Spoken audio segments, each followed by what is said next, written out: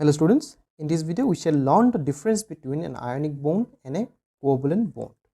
An ionic bond is essentially formed by transfer of electrons. Now what does that mean? So if I take a sodium atom, it has electronic configuration of 2,8,1, and if I take a chlorine atom, the chlorine has electronic configuration of 2,8,7. So what sodium will do, it will donate this one electron or transfer this one electron to chlorine. The sodium will become 2,8 and chlorine will become 2,8,8, right? Both are having stable electronic configuration. As a result of this, a bond is formed between sodium and chlorine and a compound NaCl is formed, right? This little bond over here is nothing but your ionic bond because it is formed by transfer of electrons from sodium to chlorine, and this compound that is formed is an ionic compound. So I hope you are clear with ionic bond and ionic compound. Now let us learn what is a covalent bond. Now, to understand a covalent bond, you have to go back to the example of ionic bond. So, as I discussed, there is an ionic bond between sodium and chlorine.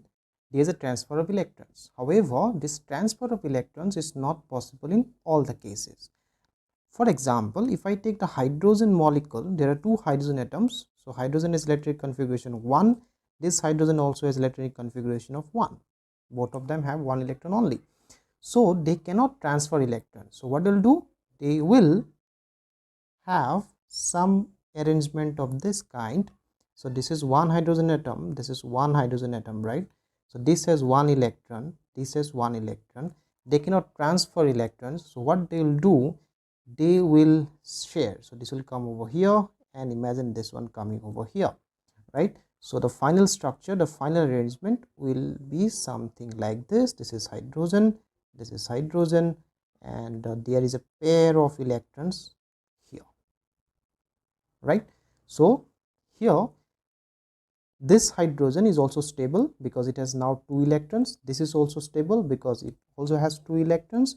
So between hydrogen and hydrogen we have a bond, right?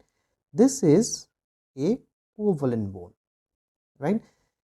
Because it is formed by sharing of electrons. A covalent bond is always formed by sharing of electrons. This is the reason where they are sharing their electrons. Okay, so hydrogen is a covalent compound. This is an example of covalent compound, right? So I hope you have understood the difference between an ionic compound and a covalent compound in this video. In the next video, we shall understand the formation of certain covalent compounds.